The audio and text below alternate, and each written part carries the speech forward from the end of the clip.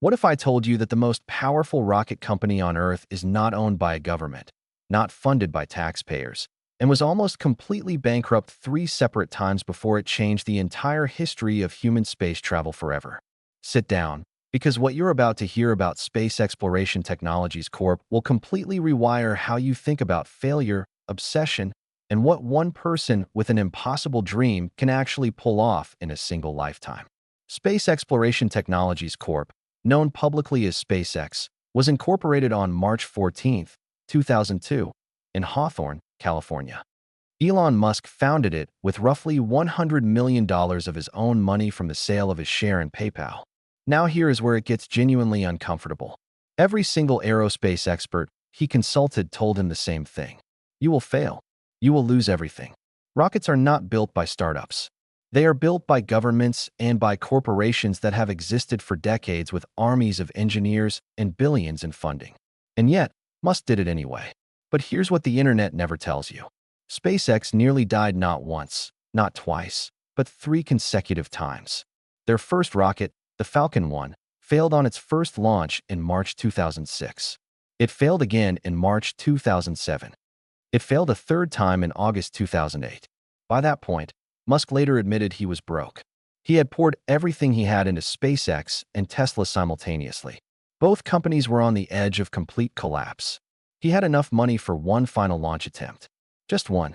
And on September 28, 2008, Falcon 1 became the first privately developed liquid-fueled rocket in history to reach Earth's orbit. That single moment didn't just save SpaceX. It changed the entire commercial space industry permanently. Now pay very close attention here, because this is where things get truly extraordinary. In December 2008, NASA awarded SpaceX a contract worth $1.6 billion to resupply the International Space Station. A company that had just barely survived its fourth launch attempt was now contracted by the world's most famous space agency. That is not luck. That is the result of building something real when everyone else was laughing. Fast forward to today, and the numbers become almost fictional, except they are absolutely real. SpaceX currently holds a valuation of approximately $180 billion as of 2024, making it the most valuable private company in the aerospace sector globally. The company employs over 13,000 people. Their Falcon 9 rocket has completed more than 300 successful missions. The Falcon Heavy, which first launched in February 2018 with Musk's personal Tesla Roadster on board as a test payload, remains one of the most powerful operational rockets in the world. But the one thing that completely broke the traditional aerospace industry's brain was reusability. For decades, rockets were used once and discarded into the ocean. SpaceX said no. They engineered their boosters to fly back, land vertically, be inspected, refueled, and launched again. The Falcon 9 booster has been relaunched a maximum of 20 consecutive times on a single booster. This single innovation slashed launch costs from approximately $50,000 per kilogram to orbit down to dramatically lower figures, fundamentally reshaping global access to space. And then there is Starlink. SpaceX began launching its satellite internet constellation in 2019, and as of 2024, there are over 6,000 Starlink satellites in low Earth orbit, making it the largest satellite constellation ever deployed in human history.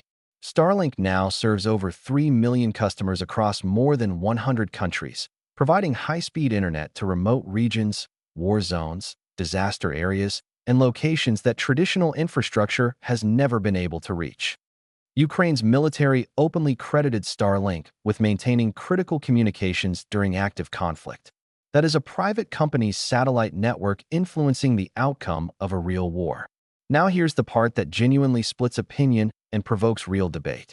SpaceX's Starship rocket, currently in active testing at Boca Chica, Texas, is designed to be fully and rapidly reusable, capable of carrying up to 150 metric tons to orbit, and ultimately designed to transport humans to Mars. The rocket stands approximately 121 meters tall, making it the tallest rocket ever built in human history. During its fourth integrated flight test in June 2024, both the Super Heavy booster and the Starship upper stage were successfully recovered, marking a historic milestone in reusable rocket development. Here is the controversy that nobody wants to address directly. SpaceX has received billions in government contracts and subsidies, while simultaneously disrupting the very government agencies and legacy contractors that helped build the aerospace ecosystem it now dominates. Companies like Boeing and Lockheed Martin, which formed the United Launch Alliance and operated for decades with guaranteed government launch contracts, have been systematically undercut by SpaceX's dramatically lower costs. NASA's own Space Launch System rocket costs approximately $4.1 billion per launch. SpaceX's Starship is projected to cost a fraction of that per mission. That is a comparison that makes government spending look catastrophically inefficient, and it is an uncomfortable truth that the industry actively avoids discussing. SpaceX also holds the NASA Artemis contract to return humans to the moon using a modified Starship as the lunar lander.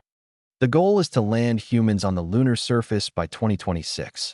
Whether that timeline holds or not, the ambition is documented, contracted, and funded. One private company, founded in 2002, nearly bankrupt 3 times. Now, the architecture of how humanity leaves this planet runs largely through it. So here is the real question I want you to think about and answer in the comments below. If SpaceX succeeds in making Mars colonization a reality within the next 2 decades, should a private corporation have the authority to govern a new human civilization on another planet? Or does that require something entirely different? Leave your answer below, follow for more content that actually makes you think, and let's have a real conversation.